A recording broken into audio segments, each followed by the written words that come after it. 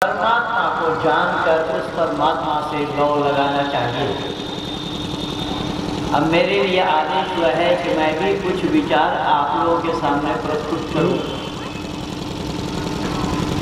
मैं अपने विचारों को आप लोगों के सामने रखने से पहले अपने श्रोतागणों से एक विनती कर रहा हूं, निवेदन कर रहा हूं, प्रार्थना कर रहा हूं कि आप लोग थोड़ा मुझसे दूर हो गए।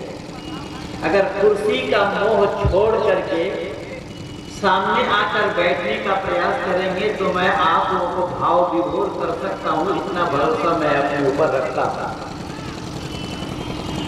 लेकिन थोड़ा सा कुर्सी से आप लोगों का मोह सही है, आपको एक लोग भंग हो जाएगा।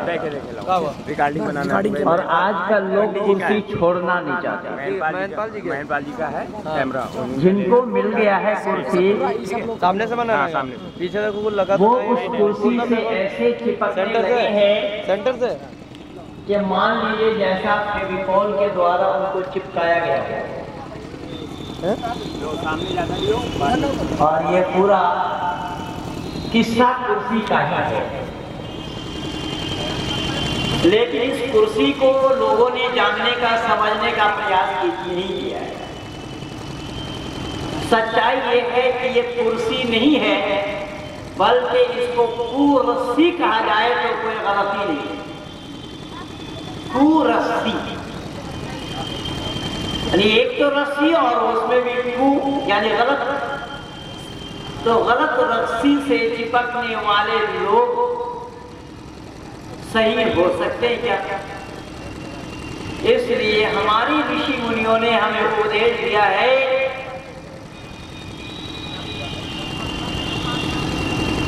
कि केवल कुर्सी से ही नहीं, अपितु इस शरीर से भी इतना मोह नहीं करनी चाहिए, क्योंकि शरीर को छोड़ना है। इसीलिए योगेश्वर कृष्ण ने बहुत ही सुंदर और सरल शब्दों में अर्जुन को समझाने का प्रयास किया। मां फलेषु कदाचन, फल की आशा न रखते हुए काम करो, उम्मीद न रखो कि ये मिलना है, ये होना है। और ये मिलना है, होना है, होता कहाँ है? जहाँ मोह के जाल में लोग फंस जाते हैं। अर्थात मोह जाल में फंसने वाले लोग ये होना है, ये उम्मीद रखते हैं। लेकिन जो लोग मोह जाल से निकल चुके हैं या निकलने का प्रयास कर रहे हैं, उन्होंने कभी भी यह आशा, यह उम्मीद, यह आकांक्षाएं नहीं रखी कि हमें ये मिलना है या ये होना है। ये हमारी वैदिक संस्कृति है। जिन पे नहीं प्रातःकालीन सत्र में आप लोगों ने देखा, जब यज्ञ कर रहे थे आप सभी लोग जो उपस्थित थे उस यज्ञशाला में, और जब आहुति आप लोगों से डरवाई जा रही थी, हर आहुति के अंतिम में उपस्थित जन यही दोहरा रहे थे, इदं न मम, इदं न मम, यह मेरा नहीं है। क्या मेरा नहीं है? क्या परमपिता परमात्मा हम लोगों ने जो कुछ भी जुगाड़ किया है, ये घी, सामग्री, समिधा आदि, ये मेरा नहीं है, ये है समर्पण। और यही समर्पण के भावना को मनुष्य मात्र को अपने जीवन में उतारना चाहिए। इसीलिए मोह को भंग करना पड़ता है, मोह से ऊपर उठना पड़ता है, मेरा मेरा को त्यागना पड़ता है। और धरती पर आप देखेंगे तो झगड़ा मेरा मेरा का ही है। कैसा है? तो एक छोटा उदाहरण दे दूं। बहुत पहले एक बात का चर्चा या प्रचार इसी विश्व के आंगन में लोगों ने की, जिस बात का नाम था या है पूंजीवाद। पूंजीवाद वालों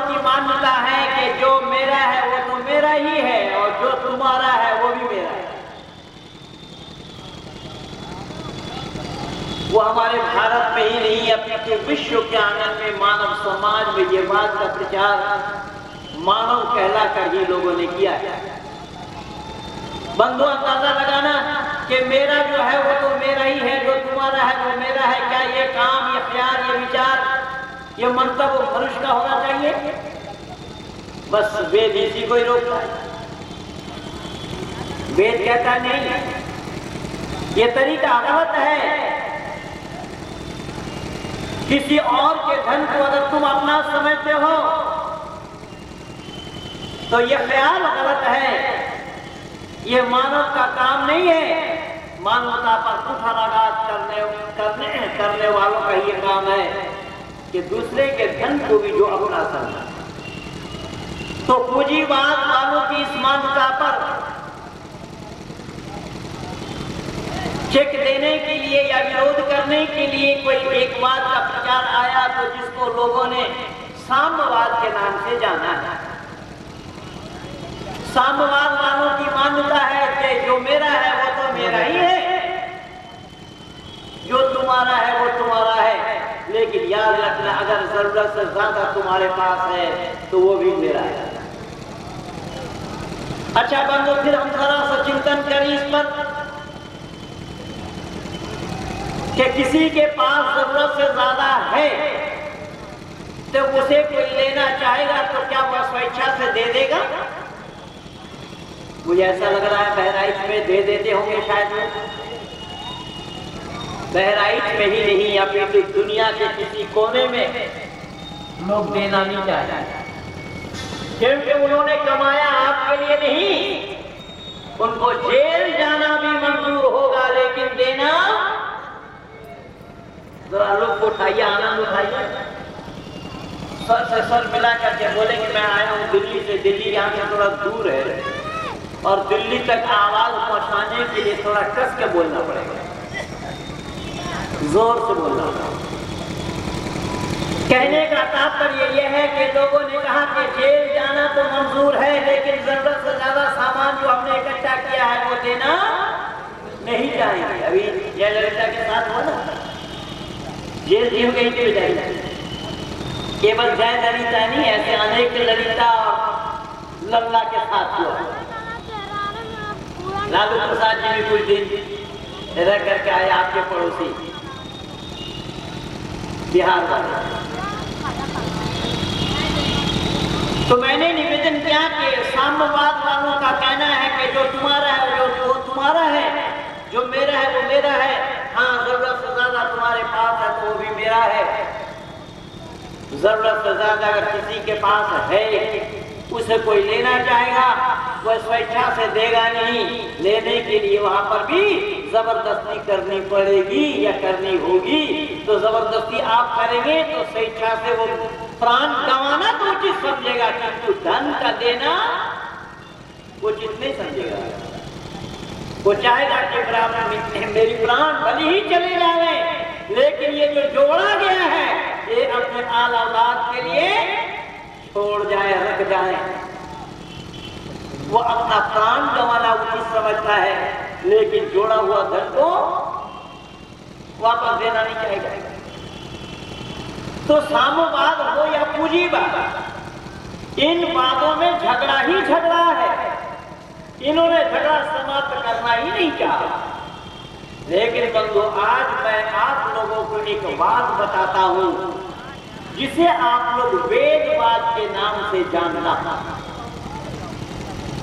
वेदवाद वो है कि दुनिया के लोगों को आवाज देते हुए, चिल्लाते हुए ये कह रहे हैं कि साम्यवाद और पूंजीवाद के मानने वाले लोगों, आप लोगों ने तो दूसरे के धन को भी अपना समझा, पर हम लोग वेद के प्रचार करने वाले लोग हैं, वेद को जानने वाले लोग हैं, वेद को मानने वाले लोग हैं, वेद मंत्रों से यज्ञ करने वाले लोग हैं। हम दुनिया वालों को कहते हैं कि दुनिया के लोगों, जो आपके पास है वो तो आपका ही है, और जो मेरे पास है अगर जरूरत पड़े तो ये भी आपका ही है। इसी का ही नाम है मा फलेषु कदाचन। हमारे यहाँ त्याग की भावना है, क्योंकि हमारे ऋषि मुनियों ने उस परमात्मा के सानिध्य को प्राप्त करने के लिए हमें तरीका बताया है।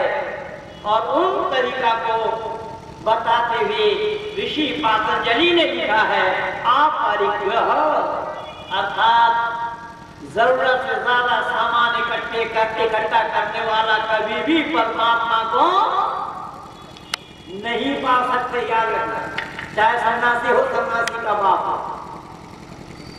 आज सन्यासियों ने तो केवल धन जोड़ना ही अपना उद्देश्य माना है। रामदेव क्या कर रहा है देख ही रहे होंगे आप। ये भी बना रहे हैं, ये भी बना रहे हैं, ये भी हमारा है, ये भी हमारा है। अंबानी को भी पीछे छोड़ने की होड़ में लगा विचार। मैं निवेदन कर रहा हूं, और फिर विचार करके देखना कि ऋषि पातंजलि लिख रहे हैं, अपरिग्रह के माने जरूरत से ज्यादा सामान इकट्ठा न करना। क्यों? कि जरूरत से ज्यादा सामान इकट्ठा करोगे तो परमात्मा का मिलना कभी भी संभव नहीं है। और मनुष्य का लक्ष्य दुनिया में आने का क्या है? उस परमात्मा को प्राप्त करना। तो जब परमात्मा को प्राप्त करना ही ये मनुष्य मात्र का लक्ष्य है, और ऐसा काम आप कर रहे हैं कि जिस काम के करने से परमात्मा का सानिध्य लाभ होना संभव नहीं है, और वो भी सन्यासी बनकर, तो बतलाइए ये काम धर्म का हो रहा है या अधर्म का? ये बहुत बड़ा विडंबना है कि दुनिया वालों ने सच्चाई को जानने का प्रयास नहीं किया। केवल डफली बजा रहे हैं, सब डफली वाले हैं। धर्म के नाम से, परमात्मा के नाम से ये सारे लोग मिलकर के डफली बजाने का ही काम किया है, प्रयास किया है। परमात्मा को पाने के लिए परमात्मा का जानना जरूरी है। परमात्मा को जाने बिना कोई परमात्मा को पा नहीं सकता।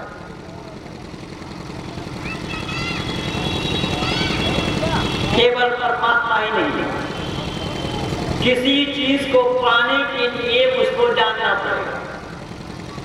उदाहरण के रूप में मैं पहुंचना चाहता हूं कि बहराइच के शहर में ये गांधी मैदान कहां है। अगर मैं नहीं आया इससे पहले तो बंदूक और जिम्मेदारी के साथ बतलाना कि मुझे किसी जानकार से पूछना पड़ेगा, बिना पूछे मैं पहुंच जाऊंगा। आप लोगों से पूछ रहा हूं, विनती कर रहा हूं कि अगर आप लोग समझ रहे हैं मेरी बातों को तो जताने में कोई टैक्स लगेगा। यानी जहां मुझे पहुंचना है, पहुंचने से पहले कहां पहुंचना है उसको हमें जानना पड़ेगा। उसको जाने बिना वहां तक पहुंचना संभव होगा क्या? नहीं। छोड़िए पहुंचने की बात, मैं पहुंच गया। जिस माइक में मैं बोल रहा हूं, माइक में कितना तेज बोलना चाहिए, कितना जोर से बोलना चाहिए, कितने दूर से बोलना चाहिए, अगर ये जानकारी नहीं है तो माइक में बोलना संभव होगा? हम जल्दी बोल, संभव ही नहीं होगा। इसका मतलब कि हम जो काम करते हैं, हर काम को करने से पहले उस काम को हम लोग जानते हैं। जानने से पहले उस काम को नहीं करते, यानी जिस काम को हम करते हैं उस काम की जानकारी हमें रखनी चाहिए। बिना जानकारी का काम करना संभव होता है क्या? नहीं। जैसे यहाँ हारमोनियम रखा है, इस हारमोनियम को बजाने के लिए मुझे हारमोनियम बजाने का तरीका आना चाहिए, या बिना तरीका कहीं मैं बजा लूंगा? हारमोनियम बजाना मुझे नहीं आता और मुझे किसी ने हारमोनियम बजाने के लिए दिया, तो बताइए मैं उस हारमोनियम को बजा सकता हूं क्या? हारमोनियम को मैं बजा तो नहीं सकता, यानी उसका बजाने का जो तरीका है उस तरीका को मैं जानता नहीं। मैं केवल रीढ़ ही दबा सकता हूँ, उंगली फेर सकता हूँ, लेकिन उसमें स्वर निकालना मेरे लिए संभव नहीं होगा। कहने का तात्पर्य मेरा ये है कि किसी भी काम को करने के लिए उस काम का जानना जरूरी है। किसी भी काम को करने से पहले अगर उसकी जानकारी हम नहीं रखते हैं तो उस काम को अंजाम देना संभव होगा? बंधुओं, पर विचरण करने वाले ये मानव जिस परमात्मा को मान रहे हैं, क्या उन्होंने कभी परमात्मा को जानने का भी प्रयास किया? आइए मैं दावा के साथ अपने इस आर्य समाज बहराइच के मन से चुनौती दे रहा हूं, चैलेंज कर रहा हूं सरेआम खुले मंच पे कि धरती पर है कोई जानने वाला परमात्मा का? वेद के अलावा वेद से इतर किसी भी ग्रंथ में परमात्मा के बारे में जानकारी नहीं है, न वो दे सकते हैं न वो करा सकते हैं। मैं इन शब्दों के साथ में चुनौती दे रहा हूं, अगर कोई जानता है तो हमारा मन उनका स्वागत करता है। आ जाए क्या बात है। मैंने निवेदन किया कि एक वेद को छोड़ करके परमात्मा का पता किसी भी पुस्तक में पाना संभव नहीं है, और परमात्मा को जाने बिना परमात्मा का उपासना करना भी संभव नहीं है। भले कोई 5 बार करे या 50 बार करे या 1000 बार करे, परमात्मा को अगर नहीं जानता है तो उपासना करना संभव ही नहीं। इसलिए हमें परमात्मा को जानना बहुत जरूरी है कि कौन है वह परमात्मा, और जिसकी उपासना के लिए हमारे सारे विद्वानों ने वेद का प्रमाण, वेद का हवाला दिए हैं। सारे विद्वानों ने वेद का प्रमाण इकट्ठा करके आप लोगों के सामने प्रस्तुत कर चुके हैं। क्या दुनिया के लोगों, परमात्मा अगर जानना चाहते हो तो आ जाओ वेद के साथ, क्योंकि वेद के भीतर परमात्मा के बारे में जानकारी किसी भी किताब में नहीं है। ना कुरान में परमात्मा के बारे में जानकारी है, ना बाइबल में परमात्मा के बारे में जानकारी है, ना त्रिपिटक और जिंदा विस्तक वाली किताब में परमात्मा के बारे में जानकारी है। आप कहेंगे कि परमात्मा के बारे में जानकारी नहीं है तो क्या यह अनजान में कर रहे हैं इबादत? जी हाँ, मैं दावा के साथ कह रहा हूं, फिर मैं चुनौती दे रहा हूं। अगर वो जानकर कर रहे हैं इबादत तो आए, मंच उसका स्वागत करता है। ये बिना जाने परमात्मा की इबादत किए जा रहे हैं। परमात्मा कौन है पहले जानना पड़ेगा। इन्होंने कहा है कि परमात्मा की इबादत के लिए मस्जिद में हमें नमाज पढ़नी चाहिए, क्योंकि घर में नमाज पढ़ेंगे तो 70 नेकी हमें कम मिलना है, मस्जिद में नमाज पढ़ेंगे तो 70 नेकी ज्यादा मिलना है। इसलिए मस्जिद को इस्लाम वालों ने क्या माना? बैतुल्लाह, अल्लाह का घर। मस्जिद को क्या बोला? अल्लाह का घर। इसलिए मैं मस्जिद वालों से पहले पूछ लूं कि मस्जिद में बैठकर मैं मोमिनों से पूछता हूं, है ये मकान किसका? अल्लाह तो लामा का है। तो जब अल्लाह लामा का है, उसका मकान आपने कैसे बनाया भाई? लामा का के माने जिसका घर द्वार नहीं। तो जिसका घर द्वार नहीं है उसका घर बनाना संभव होगा? अरे नहीं। तो ये ठिकाना सही हुआ या गलत? ये निर्णय अपने आप ही लेके जाइए। जब ठिकाना ही गलत है तो वहां पर परमात्मा का पाया जाना संभव होगा क्या? परमात्मा को पाने के लिए सही ठिकाने पे जाना चाहिए। अगर सही ठिकाने पे हम नहीं पहुंचते हैं तो परमात्मा का पाया जाना संभव नहीं है। मंदिर वाले कहते हैं कि यह परमात्मा का घर है। मंदिर वाले क्या कहते हैं? यह परमात्मा का घर है, और परमात्मा का घर, उसमें प्रवेश करने के लिए मंदिर वाले पहले धड़ाम से घंटी बजा देते हैं। सावधान हो जा, ना मालूम किस लीला में तू मग्न है, तेरा भक्त आ गया। पकड़ो। आश्चर्य की बात यह है कि जिनके परमात्मा लीला कर रहे हो, लीला अच्छे अर्थों में नहीं लिया जाता, लीला तमाशा में लिया जाता है। मैं अभी मंच पे बोल रहा हूँ और मंच से नीचे उतर करके मैं कोई गलत काम कर जाऊं जो काम मेरे लिए करना उचित नहीं, तो लोग सब यही कहेंगे, माननीय पंडित जी भी कहेंगे, पंडित जी आपने तो अच्छी लीला की। सामने चले तो लीला अच्छे आपको में नहीं आया, और परमात्मा का काम लीला करने का भी नहीं होता है बंदो, ये भी आपको याद रखना चाहिए। सामने क्या फोटो खींची लीला करने वाले को छलिया कहा जाता है, और छलिया उसी का नाम है जो छलने वाला, यानी लोगों को जो छले उसका नाम छलिया है। ये काम परमात्मा का होना संभव ही नहीं है, क्योंकि परमात्मा मनुष्य मात्र को सही और सत्य ज्ञान दे करके भेजा है, और मनुष्य मात्र को ये उपदेश दिया है कि ऐ मानव तू मेरे ही संतान है। कर्म करने में तू स्वतंत्र है, लेकिन फल भोगने में तू स्वतंत्र है। कर्म तू अपनी इच्छा से कर सकता है, करेगा, लेकिन फल अपनी इच्छा से ले नहीं सकता। फलदाता मैं हूँ, पर याद रख तू जितना करेगा मैं उतना दूंगा, जैसा करेगा वैसा ही पाएगा। मैं ना ज्यादा दूंगा ना गलत दूंगा। लेकिन कुरान के मानने वाले लोग इस पर विश्वास नहीं रखते। कुरान वाले कहते हैं इन्नल्लाह यर्ज़ुक़ु मन यशाअ बिग़ैरि हिसाब, क्या अल्लाह ताला जिसको चाहते हैं बेहिसाब रोजी दे देते हैं। अब अल्लाह ताला अगर किसी को बेहिसाब रोजी दे दे तो क्या वो अल्लाह न्यायकारी होगा? एक साधारण मानव नहीं करता इस काम को।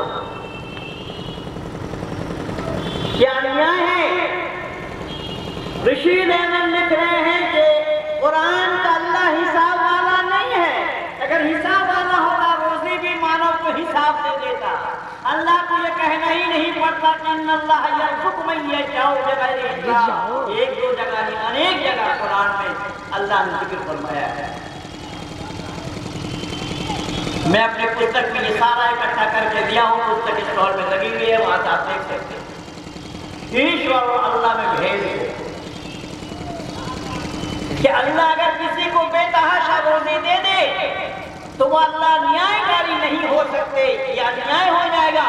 इसीलिए वैदिक मान्यता है, परमात्मा का उद्देश्य है कि मेरे संतानों तुम जितना काम करोगे उतना ही मजदूरी तुम्हें मिल रहा है। मजदूरी ना मैं किसी को ज्यादा दूंगा और ना ही किसी को कम। मजदूरी पाने के हकदार तुम अपने आप हो, तुम्हारा कर्म है। कर्म के अनुसार अवश्य मैं अवश्य ही भोगना है किए कर्मों का फल, शुभ हो और अशुभ। शुभ अशुभ कर्मों के फल को भोगने के लिए ही जीवात्मा को बारंबार धरती पर आना पड़ता है। और जीवात्मा जितना कर्म करता है परमात्मा उतना ही फल देते हैं, न किसी को ज्यादा देते न किसी को कम। कहने का तात्पर्य मेरा यह है कि यहाँ पर परमात्मा को लोगों ने जानने का प्रयास नहीं किया। अगर परमात्मा को लोग जानते होते तो परमात्मा का घर नहीं बनाता, क्या ना बनाना पड़ता। इसी तरीके से एक शायर जो फलावी थे, वो एक आबिद से, एक भक्त से, एक इबादत करने वाले से कह रहा है कि यूं कहा शराबी ने आबिद से, ऐ आबिद तेरी इबादत में दम है तो मस्जिद को हिला कर दे, वरना दो घुट पी ले फिर मस्जिद को हिलता हुआ दे।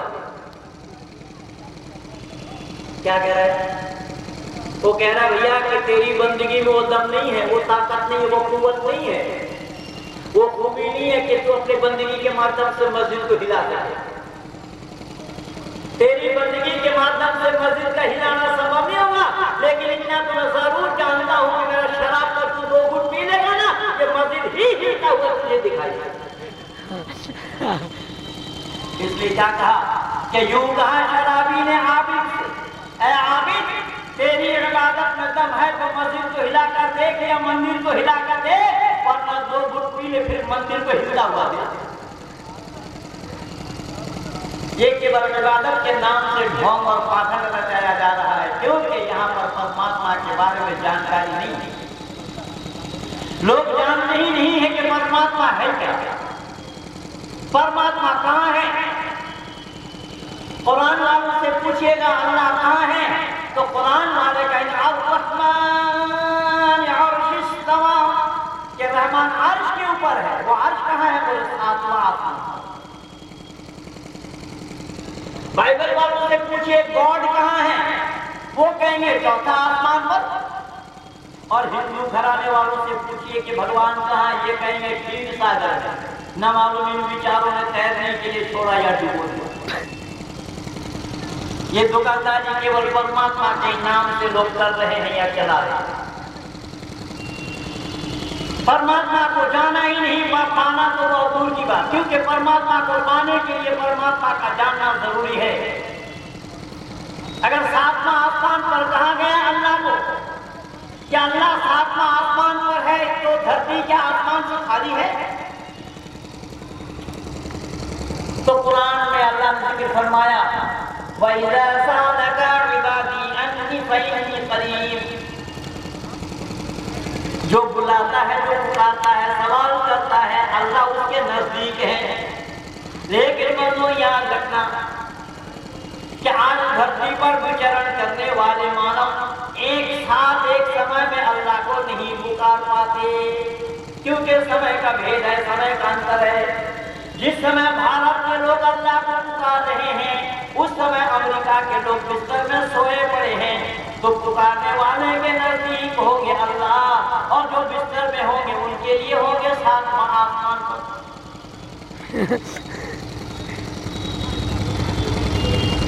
कुरान में अल्लाह को कुछ लोगों का ख्याल है कि वो जर्रे जर्रे में है, कण कण में है, लेकिन कुछ लोग नहीं मानते हैं कि वो जर्रे जर्रे में नहीं है। अब इसका समाधान सुनिएगा जरा, कि जो लोग अल्लाह को जर्रे जर्रे में मानते हैं, यानी कण कण में मानते हैं, जल में, स्थल में और गगन में मानते हैं, तो उनसे मैं पूछूंगा कि अगर अल्लाह कण कण में है, जर्रे जर्रे में है, तो क्या अल्लाह जहन्नुम में भी है? संभव ही नहीं। कोई ये नहीं कह सकता कि हाँ अल्लाह जहन्नुम में। अल्लाह अगर जहन्नुम में हो तो अल्लाह को जहन्नुम में होना पड़ेगा, और अल्लाह से जहन्नुम खाली है, या जहन्नुम अल्लाह से खाली है। जहन्नुम में अल्लाह का जाना या रहना या होना संभव ही नहीं है। हिंदुओं ने भी ठीक यही तरीका को अपनाया है। हिंदुओं ने भी राम को हर जगह माना, यद्यपि राम ईश्वर नहीं है। हिंदुओं ने भी जानने का प्रयास नहीं किया कि परमात्मा है कौन। राम का ईश्वर होना संभव इसलिए नहीं है कि राम माता और पिता के गर्भ से जन्म लेते हैं। राम को अगर ईश्वर मानेंगे तो राम शब्द का रूप चलेगा, एक राम, दो राम, अनेक राम। एक राम, दो राम, अनेक राम होना संभव है, लेकिन परमात्मा को एक ही रहना है। परमात्मा दो नहीं और अनेक भी नहीं है।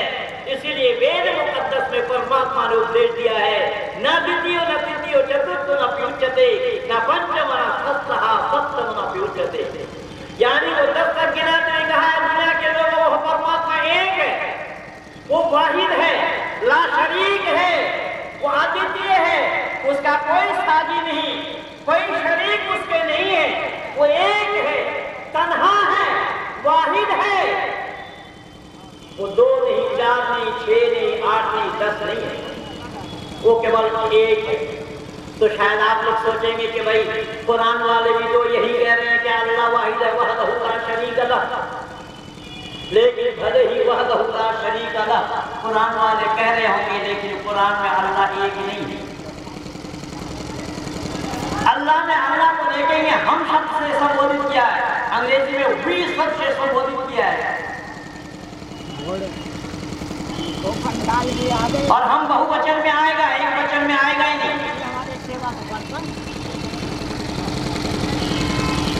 मैंने निवेदन किया कि अल्लाह के नाम के साथ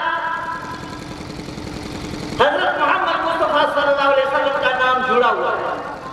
ला इलाहा इल्लल्लाह तक कहते कहते किसी मुसलमान की जुबान से झाग निकल कर अगर वो मर भी जावे वो हरगिज़ हरगिज़ मुसलमान नहीं बन सकता है। कब तक?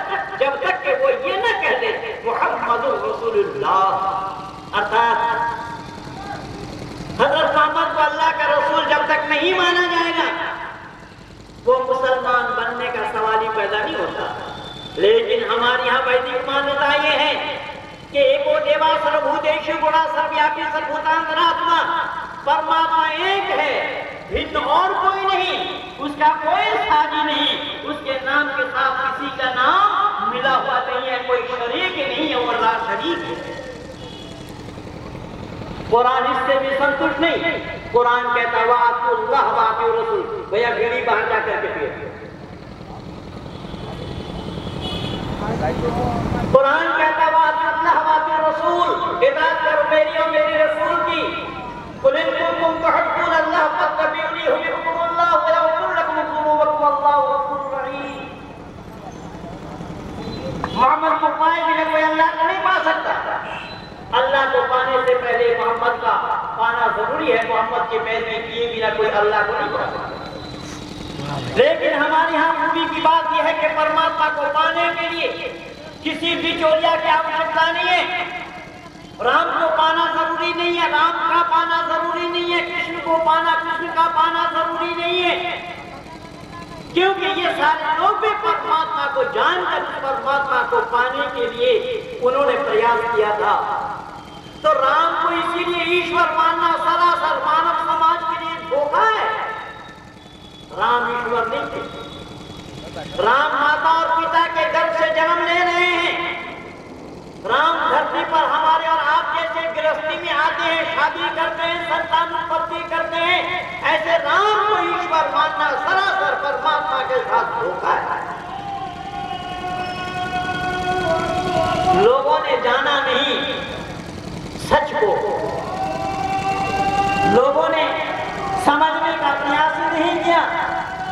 राम को ये खामखा ईश्वर मान बैठे।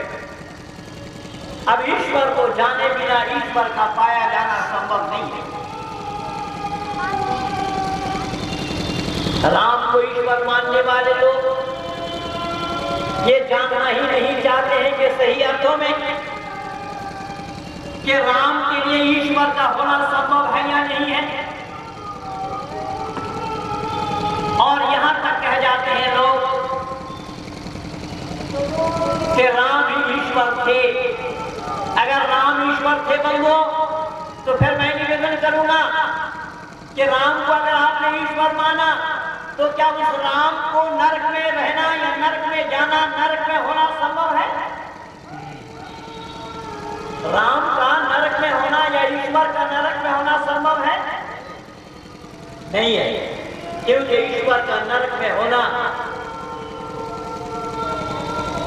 ईश्वर पर दोष आरोपण करना है। इसलिए ईश्वर को बिना जाने ही माना जा रहा है, बिना जाने ही पुकारा जा रहा है।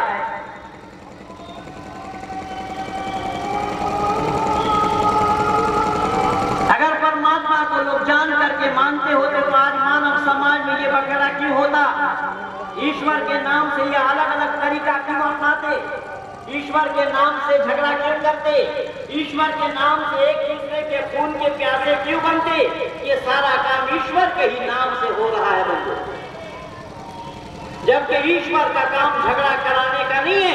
ना तो कभी ईश्वर का ये प्रयास है या प्रचार है कि मानव एक दूसरे के साथ लड़ाई करो, एक दूसरे का खून का प्यासा बन जाओ।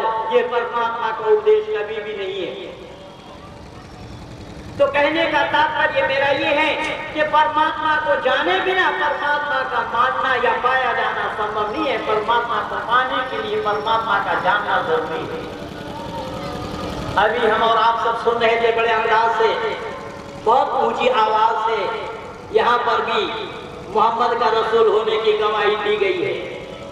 Yes sir. इस आवाज में भी मोहम्मद का रसूल होने की गवाही है। केवल इतना ही नहीं, इस अजान के बाद भी जो पढ़ते हैं वो मोहम्मद पर, मोहम्मद के आल आयाल पर, मोहम्मद से लेकर के इब्राहिम तक दरूद भेजना पड़ता। अल्लाहुम्मा रब्ब हाज़िहि दअवति ताम्मा वस्सलाति क़ाइमति आति मुहम्मदिल वसीला वल फज़ीला वद्दरजतल रफ़ीआ वबअथहु मक़ामन महमूदन अल्लज़ी वअदतह वरज़ुक़ना शफ़ाअतहु इन्नका ला तुख़्लिफ़ुल मिआद। दिन भर 5 बार अल्लाह से ये दुआ मांग रहे हैं कि अल्लाह मोहम्मद के लिए तूने जो वादा किया था, तूने जो प्रतिश्रुति की थी, उसको निभा। अरे अल्लाह ने प्रतिश्रुति की अगर, तो क्या अल्लाह को याद नहीं है? तो अल्लाह को हम याद दिला रहे हैं। इंसान क्या तमाशा हो रहा है मैं नहीं समझ पाया। और वो भी दिन भर में 5 बार याद दिला रहे अल्लाह कि अल्लाह तुमने जो वादा किया उस वादा को निभाना। क्यों? अल्लाह को भूलने की आदत है क्या? जो अल्लाह भूल गए उन्हें हम याद दिला रहे, ये दोष लगेगा परमात्मा। इसलिए मैंने निवेदन किया कि परमात्मा को पहले जानना पड़ेगा। परमात्मा को जाने बिना परमात्मा का पाया जाना, माना जाना संभव नहीं। इसीलिए वेद मुकद्दस में परमपिता परमात्मा का पता ये बताया गया है कि दुनिया के लोगों को परमात्मा अक्षुक्रम अकायम है। परमात्मा की कोई प्रतिमा नहीं, कोई प्रतिछवि नहीं, कोई प्रतिमूर्ति नहीं, उसकी कोई काया नहीं है। वो क्या है? वो सत्य, चित और आनंद स्वरूप है। 3 गुण वाला है। वो हमेशा हमेशा के लिए एक रस में ही रहता है। उसमें तब्दीली नहीं आती, उसमें परिवर्तन नहीं आता। कई बार मैं अपने भाइयों से पूछता हूं,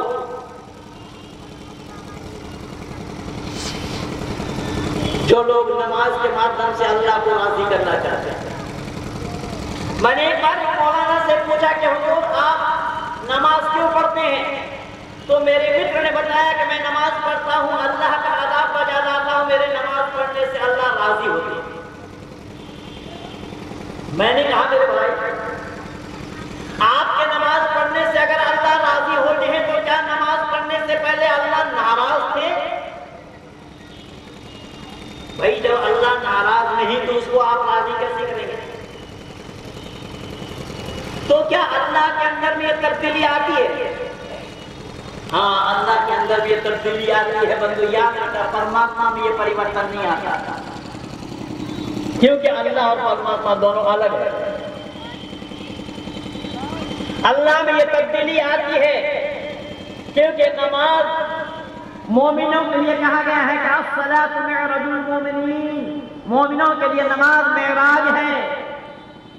मेराज उसको कहा जाता है कि आका नामदार हज़रत अहमद मुस्तफा मुहम्मद मुस्तफा सल्लल्लाहु अलैहि वसल्लम अल्लाह से दीदार करने के लिए 7वां आसमान पर गए थे, उसको मेराज कहा जाता है। ईदुल नबी, मिलादुल नबी, शबे मेराज ये भी मनाते हैं। आप लोगों ने देखा होगा और आपने यहाँ पर भी इस मैदान में भी एक दिन का कार्यक्रम होता है।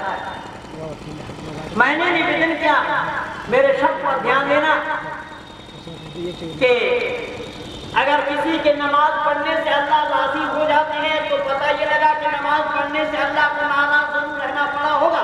अगर अल्लाह नाराज ना होते भला उसको राजी क्यों और कैसे करते? लेकिन हमारे परमात्मा के साथ ये शब्द लगना संभव ही नहीं, क्योंकि परमात्मा आनंद स्वरूप है। वो सदा सर्वदा एक रस में ही रहते हैं। परमात्मा में तब्दीली नहीं आती, चेंजिंग नहीं आता, परिवर्तन नहीं आता कि कभी वो नाराज हो और कभी राजी हो जाए। क्योंकि क्षणिक दृष्टि ये मनुष्य का लक्षण है। कभी राजी होना, कभी नाराज रहना, ये मनुष्य का लक्षण है। कभी सुखी होना, कभी दुखी होना, ये मनुष्य का लक्षण है। और जो लक्षण राम में भी दिखाई दे रहे हैं। माता सीता को जब रावण उठा करके ले गया तो बंधु जिम्मेदारी के साथ बोलना कि राम सुखी थे या दुखी? दुखी थे। अभी भाई नेम प्रकाश जी सुना रहे थे, कुछ स्वामी जी ने भी सुनाया है कि परमात्मा को दुख छू नहीं सकता। जब परमात्मा को दुख छू नहीं सकता है और राम सीता के ले जाने पर रावण के राम दुखी हो रहे हैं, फिर राम को ईश्वर मानना क्या हो रहा है? सर गलत है। पर दुनिया वालों ने जानने का प्रयास नहीं किया, समझने का प्रयास नहीं किया, विचार नहीं किया, चिंतन और मनन नहीं किया, बस डफली बजा रहे हैं, डफली वाले। अंधेरे में लाठी घुमा रहा है, लग गया ना लगे तो चलो कोई बात। परमात्मा सदा सर्वदा एक रस में रहते हैं, परमात्मा में तब्दीली नहीं आती, वो आनंद स्वरूप है, वो सत्य है और चित्त भी है। प्रकृति एक दिन वाला है, प्रकृति केवल सत्य है, इसमें चेतनता नहीं है, और जीवात्मा सत्य भी है और चेतन भी है। उदाहरण के रूप में मैं माइक के सामने बोल रहा हूं और मैं आप लोगों से पूछ रहा हूं या माइक से पूछ रहा हूं, मैं जल्दी बोलना, आप लोगों से पूछ रहा हूं, माइक मेरे सामने है, नजदीक है, माइक से मैं क्यों नहीं पूछा? मुझे जानकारी है कि माइक से जवाब मिलना संभव नहीं है, और जानकारी है इसी कारण मैं माइक से नहीं पूछा। आप लोगों के बारे में भी मुझे जानकारी है कि आप लोगों को पूछूंगा तो आप लोग जवाब दे सकते हैं। तो ये जानकारी रखने के बाद ये काम हो रहा है या अनजान में हो रहा बंद? जानकारी रखने के बाद। इसलिए फिर याद रखिएगा, बिना जानकारी लिए परमात्मा का पाया जाना कभी भी संभव नहीं होगा। मनुष्य में 2 गुण है, वो सत्य है, चित्त है, और परमात्मा में 3 गुण है, सत्य, चित्त और आनंद स्वरूप। मनुष्य सुख और दुख में रमा हुआ होता है। मनुष्य कभी सुख को भोगता है, कभी दुख को झेलता है। इसलिए मनुष्य का परमात्मा का होना संभव ही नहीं है। और राम मनुष्य थे, महापुरुष थे, इसीलिए मर्यादा पुरुषोत्तम राम कहा जाता है। उनके साथ सुख और दुख लगा हुआ है, लेकिन परमात्मा को दुख छू नहीं सकता। तो जब परमात्मा नाराज नहीं होते, फिर नमाज के माध्यम से, नमाज के जरिए से आप अल्लाह को राजी कैसे करें भाई? तो आपके नमाज पढ़ने से अगर अल्लाह राजी हो गए या हो रहे हैं या होंगे, तो नमाज पढ़ने से पहले अल्लाह को तो नाराज जरूर रहना पड़ा होगा। तो अल्लाह में तब्दीली आ गई होगी, अल्लाह में संतुष्ट और असंतुष्ट में अल्लाह परिवर्तन होते हैं, अल्लाह में चेंजिंग आ रहा है, तो अल्लाह तो होगा लेकिन परमात्मा नहीं हो सकता, क्योंकि परमात्मा में चेंजिंग आने का सवाल ही पैदा नहीं होता। केवल यही नहीं, इस बात को अनेक महात्मा कहलाने वालों ने भी नहीं समझा। और आज तो महात्माओं की दशा क्या है भारत में, तो आप लोग देख ही रहे हैं। कोई जेल में हवा खा रहा है, कोई अभी गए हैं, कोई पहले गए हैं, कोई जा करके छुट करके आए हैं, कोई कुछ है, कोई कुछ है। अभी यहाँ भारत के महात्मा भी ऐसे होते हैं जो रात्रि में अकेले में स्वप्न देखते हैं कि यहाँ पर धन चढ़ा हुआ है और भारत सरकार ने पूरा तंत्र लगा दिया, पहाड़ खोद डाला, किंतु चूहिया तक नहीं मिला। अरे बोलो तो सही, ये सब महात्मा परमात्मा कहलाते हैं, जिसको आता पता कुछ भी नहीं। मैंने निवेदन किया कि दुनिया वालों ने केवल डफली बजाना चाहा, ऐसा ही इस माता को रोक दिया, कौन ला के बैठा है? इनको हटा दे रहा।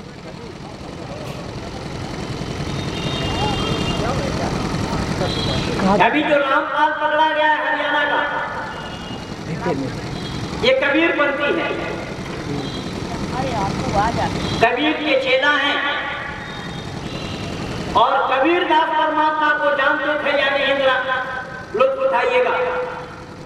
कबीरदास कह रहे हैं, कबीरा मन निर्मल भयो जिस गंगा की नीर, पीछे पीछे हरि फिरे कहत कबीर कबीर। अच्छा, क्या बोला कबीर ने? कबीर ने कहा कि अपना मन को इतना शांत बना लो, इतना कोमल बना लो जैसा गंगा का पानी है, तो होगा क्या, नतीजा क्या निकलने वाला है? तो कबीर ने कहा, हरि तुम्हारे पीछे पड़ेंगे, कबीर कबीर कहते कहते। तो हरि बड़ा है या कबीर बड़ा है, बच्चों जरा जल्दी बोलना। वो हरि को पीछे फिरा रहे हैं, तो कबीर हरि को क्या चिंता लगी है कबीर के पीछे फिरना? अगर कबीर के पीछे हरि फिरने लगे तो कबीर का बेटा कमाल कहेगा, हरि हमारे पीछे तुम तो फिरे नहीं, हमारे बाप के पीछे पड़ गए। और पीछे पड़ना काम परमात्मा का है ही नहीं, ये परमात्मा के साथ धोखा हो रहा है। परमात्मा को जाने भी नहीं कबीर ने परमात्मा को अपने पीछे फिरवाने लगे। तो मैंने निवेदन किया कि परमात्मा किसी के इबादत का भूखा नहीं है, चाहे कोई नमाज पढ़े या ना पढ़े, कोई संध्या करे या ना करे, कोई यज्ञ करे या ना करे, कोई मंदिर में जावे या ना जावे, कोई गिरजा में जावे या ना जावे, इससे परमात्मा पर कुछ भी फर्क पड़ने वाला नहीं है। परमात्मा पर इसका कुछ भी असर होने वाला नहीं, क्योंकि वो नाराज नहीं थे और राजी भी होने वाले नहीं है। वो सदा सर्वदा एक रस में ही रहते हैं। आप करते हो अपने लाभ के लिए, इससे औरों को लाभ नहीं है। जो कोई धर्म का आचरण करेगा लाभ उसे होगा कि किसी और को, दूसरे को होगा। बंदो जरा जल्दी बोलना। तो नमाज पढ़ने वाले नमाज पढ़ना धर्म माना है, तो नमाज पढ़ना अगर धर्म है इस्लाम के मुताबिक, क्योंकि इस्लाम की बुनियाद 5 चीजों पर है, उन 5 चीजों में नमाज पढ़ना भी उसी भित में ही आता है। तो नमाज जो पढ़ेगा फायदा उसको मिलेगा या अल्लाह को मिलेगा? अरे नमाज पढ़ने वाले को, लेकिन यहाँ अल्लाह को राजी बताया जाता है। और अल्लाह ने कहा भी राजी इसीलिए बताया गया, अल्लाह ने कहा वमा खलक़तुल जिन्न वल इंसा इल्ला लियअबुदून, कि मैंने जिन और इंसान को बनाया जो मेरी इबादत करे, यानी अल्लाह इबादत का भूखा है, इसीलिए इबादत करने की बात कही अल्लाह ने। इबादत करवाया जाएगा जिन और इंसान से, लेकिन परमात्मा इबादत का भूखा नहीं है। परमात्मा ने मनुष्य को बताकर मनुष्य को कर्तव्य बता दिया कि तुम मनुष्य कहलाने के लिए तुम्हारा ये कर्तव्य है। अगर इन कर्तव्यों का पालन तुम नहीं करते हो तो मानव कहलाने के हकदार नहीं हो। उपासना करना ये मनुष्य का काम है। क्या बहराइच वालों ने किसी कुत्ता बिल्ली को भी उपासना करते हुए देखा है? नहीं देखा, नहीं देखा। मुझे तो ऐसा लग रहा है बहराइच में कुत्ता बिल्ली भी उपासना करता हूँ। ये काम कुत्तों और बिल्ली का नहीं है, ये पशु पक्षियों का काम नहीं है। इबादत करना ये केवल इंसान का काम है। तो जो इंसान इबादत नहीं करेगा तो बताइए वो इंसान कहलाने के हकदार बनेंगे क्या? इसलिए मैंने निवेदन किया कि वैदिक संस्कृति ये है, वैदिक मान्यता ये है कि दुनिया वालों परमात्मा की इबादत करने से पहले परमात्मा को जानो। उसके जाने बिना या उसको जाने बिना उसकी इबादत होना संभव नहीं कर सकते हो, नहीं हो सकते। कैसा? तो जैसा मैंने कहा कि कबीर ने बतलाया, हरि तुम्हारे पीछे फिरने लगेंगे। ऋषि दयानंद का तर्क कितना सुंदर है, देखना जरा। ऋषि दयानंद ने कितना सुंदर समाधान दिया है कि ऐ दुनिया के लोगों, इबादत तुम करोगे, उपासना तुम करोगे, फल तुम्हें मिलेगा, लेकिन तुम इबादत करने से पहले तुम्हें जानना पड़ेगा कि इबादत है क्या। अभी स्वामी जी बतला रहे थे, भाई कल्याण देव जी बतला रहे, ईश्वर आज्ञा का पालन करना ही उसकी उपासना है। उपासना उठा बैठी करने का नाम नहीं है, उठ बैठ करने का नाम उपासना नहीं है, और ना परमात्मा की तरफ ध्यान जा सकता उसी उठा बैठे में ही लगा देते। कब खड़ा होना है, कब बैठना है, कब सीधा करना है, कब रुकू में जाना है, कब कायदे में बैठना है, क्या पढ़ना है, ध्यान उठा बैठे में लगा रहेगा, परमात्मा की तरफ ध्यान जाएगा। और यहाँ पर ध्यान क्या है कि ध्यान निर्विषय बना, अपने मन को निर्विषय बना देने का नाम ध्यान है। अपने मन को दुनियादारी से हटा लेने का नाम ध्यान है, लेकिन मन को दुनियादारी से हटता ही नहीं, क्योंकि मन तो पुराना पापी है। मन पुराना पापी है, दुनियादारी से मन को हटाना इतना आसान काम नहीं है। इसलिए हमारे ऋषि मुनियों ने बताया है कि मन को अगर हटाना चाहते हो, मन को एकाग्र करना चाहते हो, तो यम नियम आसन प्राणायाम प्रत्याहार धारणा ध्यान और समाधि को अपनाओ। उससे पहले परमात्मा का पाया जाना संभव नहीं है। तुम जान भी नहीं पाओगे, पाना तो बहुत दूर की बात है। तो इसीलिए ऋषि वरदेव बयान कर रहे हैं, दुनिया के लोगों, हम इंसान कहला करके अगर उपासना नहीं करते हैं परमात्मा की, तो हम इंसान कहलाने के अधिकारी भी नहीं बनेंगे, क्योंकि यह अधिकार केवल और केवल मानव को ही प्राप्त हुआ है। तो बहने आप सब नाराज मत हो जाना, मानवों में गिनती आप लोगों की भी है, यानी स्त्री और पुरुष दोनों के लिए ही बतलाया है कि दोनों में भेद नहीं है, दोनों को ही उपासना करनी चाहिए। परमात्मा को जानकर उस परमात्मा के याद में तल्लीन हो जाना चाहिए, स्त्री हो या पुरुष। तो यहाँ पर ये बतलाया, ऋषि कह रहे हैं कि परमात्मा पर कुछ भी फर्क पड़ने वाला नहीं है। कैसा नहीं है? तो उसका मैं उदाहरण दे रहा हूं। देखिए कि जैसा हमारा स्थूल शरीर, मेरा ही नहीं आप सब लोगों का, स्थूल शरीर में हाथ है, पांव है, आंख है, कान है, नाक है, आदि आदि। स्थूल शरीर का यह हाथ है। हाथ जिस काम को करता है उस काम को करना बंद कर दे और आत्मा से ये कहे कि भाई आत्मा, मेरे शरीर में तुम्हारे होने के कारण हम सब क्रिया करते हैं, शरीर का संचालन होता है, लेकिन याद रखो मैं हाथ हूं, तुम्हारे ही शरीर के एक अंग हूं। मैं जो काम करता हूं उसको मैं बंद कर देता हूं, तुम संभालो अपने शरीर को। तो आत्मा क्या कहती है? आत्मा जवाब देती है कि मेरे भाई हाथ तुम अपना काम करना बंद करना चाहते हो? बोले यही तो मैंने कहा। बोले अभी बंद करो। तो आप कहते हैं आपको कुछ फर्क नहीं पड़ेगा? तो आत्मा कहती है मेरा कुछ भी फर्क पड़ने वाला नहीं है, कुछ भी अंतर आने वाला नहीं है। बोले वो कैसा? तो आत्मा कहती है दुनिया में जाओ, बहुत सारे ऐसे लोग तुम्हें नजर आएंगे जिनके पास हाथ नहीं है। देखा है आप लोग? बहुत से लोगों के पास एक हाथ नहीं होता, बहुतों के पास दोनों हाथ नहीं होते। आत्मा कहती है बिना हाथ वाले लोग भी धरती पर सांस ले रहे हैं। सही है या गलत बंदो? तो हाथ ऊंचा करके संकेत कर दीजिएगा ताकि मुझे भी बोलने के लिए थोड़ा सा बल मिल जाए कि हाथ अगर काम करना बंद कर दिया आत्मा का कुछ नहीं बिगड़ा। बिना हाथ के आत्मा अपना काम करती रहती है। ठीक यही प्रमाण है पांव अगर चलना बंद और आत्मा से कहे कि मैं चलना बंद कर देता हूं, तुम अपना शरीर को संभालो। आत्मा एक ही जवाब देती है अभी चलना बंद कर दो। बिना पैर वाले लोग भी धरती पर जी रहे हैं, सांस ले रहे हैं। बहुतों के पास एक टांग नहीं है, एक पांव नहीं है, बहुतों के पास दोनों पांव गायब है, लेकिन धरती पर वो इंसान भी जी रहा है, सांस ले रहा है, जिंदा है। कहने का तात्पर्य मेरा ये है कि पांव के काम करना बंद कर देने पर भी आत्मा का कुछ भी नहीं बिगड़ा। आंख देखना बंद कर दे और आत्मा से कहे कि मैं अब देखना बंद कर देता हूं, तुम अपना शरीर को संभालो।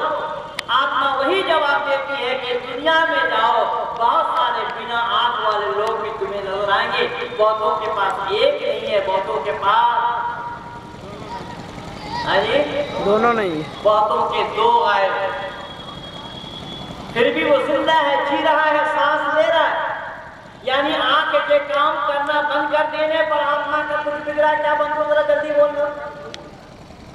कान ने सुनना बंद कर दिया और आत्मा से कहे कि मैं सुनना बंद कर देता हूं, तुम अपना शरीर को संभालो। आत्मा कहती है दुनिया में जाओ, बहुत सारे बहरे लोग भी तुम्हें नजर आएंगे जो सुन नहीं सकते। देखा है आप लोगों ने बहराइच में? बहराइच में ये दुनिया में कहीं भी है, कहीं भी मिल जाएगा। जुबान बोलना बंद कर देती और आत्मा से कहती है कि मैं बोलना बंद कर देती, तुम अपना शरीर को संभालो। आत्मा का वही जवाब। आत्मा कहती है अभी बोलना बंद कर दो, दुनिया में बहुत सारे गूंगे लोग जी रहे हैं जो बोल नहीं सकते। ऐसा देखा है आप लोगों ने कहीं? जुबान का काम करना बंद कर देने पर आत्मा का भी कुछ बिगड़ा क्या? कुछ नहीं बिगड़ा। फिर मैं पीछे से आ रहा था, कि हाथ के बाद काम करना बंद कर देने पर आत्मा का कुछ नहीं बिगड़ा, पांव के काम करना बंद कर देने पर भी आत्मा का कुछ नहीं बिगड़ा, आंख के काम करना बंद कर देने पर भी आत्मा का कुछ भी नहीं बिगड़ा, कान के काम करना बंद कर देने पर भी आत्मा का कुछ भी नहीं बिगड़ा, आंख के काम करना बंद कर देने पर भी आत्मा का कुछ नहीं बिगड़ा, और जुबान के काम करना बंद कर देने पर भी आत्मा का। आप अंदाजा लगाइए, मैं आप सभी भाई और बहनों जितने भी यहाँ उपस्थित हैं, आप लोगों से कह रहा हूँ, पूछ रहा हूँ कि आप लोग भी सब अपने दिल में हाथ रख करके मुझे उत्तर दीजिएगा कि आप आत्मा अगर इस स्थूल शरीर से ये कहे कि भाइयों आप लोगों ने तो केवल काम करना बंद करने के लिए कहा था, किसी ने बंद तो नहीं किया, मैं आत्मा हूँ, आत्मा रूपी जिस कार्य को मैं अंजाम देती हूँ उस काम को मैं करना बंद कर दूं, आप लोग संभालो अपने शरीर को। क्या हो रहा है? हाजी, कुछ लोगों का ख्याल है कि राम नाम सत्य हो जाएगा। क्या होगा? राम नाम सत्य हो जाएगा। तो राम नाम झूठ कब था? निकल जाएगा। यानी राम के नाम को लोगों ने फिटिंग गलत बनाया हुआ है। अगर फिटिंग गलत हो जाए तो शॉर्ट सर्किट होगा, ये बिजली में मास्टर सर्किट। जो बिजली का काम जानते हैं बखूबी उन लोगों को मालूम होगा कि अगर गलत पॉइंट जुड़ जाए तो शॉर्ट सर्किट होगा, पूरा लाइन टूटेगा। राम नाम सत्य है, हिंदुओं ने फिट कहाँ किया है भाइयों? मुर्दों के साथ। जब चार के कंधे पे ले जाते हैं मुर्दे को तो उस समय लोग कहते हैं राम नाम सत्य है। विवाह मंडप में जाकर के आप कहिए कि राम नाम सत्य है, मेरे ख्याल से, मेरे विचार से एक भी झाड़ू नीचे नहीं गिरेगा, सब कहने वाले के पीठ में गिरना चालू हो जाएगा। तो राम नाम सत्य मुर्दों के साथ फिट किया है, विवाह मंडप में अनफिट है, तो फिटिंग गलत हो जाएगा, शॉर्ट सर्किट होगा। इसलिए मैंने निवेदन किया कि फिटिंग करने से पहले जानकारी रखनी चाहिए। अगर जानकारी नहीं है तो फिटिंग का करना कभी भी संभव नहीं होगा। यहाँ पर परमात्मा के साथ की धरती पर विचरण करने वालों ने गलत फिटिंग किया हुआ है। परमात्मा को बिना जाने ही परमात्मा के साथ फिट कर दिया है। कैसा फिट किया? बोले मानो तो देव, ना मानो तो पत्थर। बहन जी आपके लिए कह रहा हूं मैं, फिटिंग क्या बनाया? मानो तो देव और ना मानो तो पत्थर। थोड़ा दोहरा दीजिए, मुझे भी अच्छा लगेगा। ना मानो तो पत्थर। पर बंधु विचार करके देखना, पत्थर आज से है या आदि सृष्टि से है? आनंद लीजिएगा, ये आनंद हर जगह मिलेगा नहीं, हर एक से भी नहीं मिलेगा। पत्थर का नाम जो है उसका वो आदि से है या सृष्टि के आदि से है? याद रखना कि सृष्टि के आदि में जो वस्तु का जो नाम पड़ा वो उसी को वैसा ही रहना है, उसी नाम से ही रहना है, उसका परिवर्तन होना संभव नहीं है। तो पत्थर को पत्थर ही रहना है, पत्थर का देव बनना संभव नहीं है। देवता का देवता ही रहना है, देवता का राक्षस बनना संभव नहीं। राक्षस को राक्षस ही रहना है, राक्षस का देवता बनना, हाँ, अगर प्रयास ना करे तो। इसीलिए आदि सृष्टि से, सृष्टि के आदि काल से प्रकृति के नियम के अनुसार जो वस्तु का नाम जैसा पड़ा है उसको प्रलय तक वही नाम उसका रहना है। लेकिन कुरान वालों ने भी इस पर विश्वास नहीं किया। कुरान वाले कहते हैं कि जन्नत में शराब पाक हो जाएगा, शराबन तहुरा होता है। भाई शराब तो वो है जिसको पीने से नशा होता है। सहमत हैं आप सभी लोग? आप लोगों से पूछ रहा हूं, सारे पढ़े लिखे लोग बैठे यहाँ पर, क्या आप लोग शराब उसे ही मानते हैं कि जिसके पीने से नशा होता है? जी हाँ। क्या आप शरबत उसी को मानते हैं कि जिसके पीने से गर्मी दूर होती है? हाँ। शरबत में मिठास और शराब में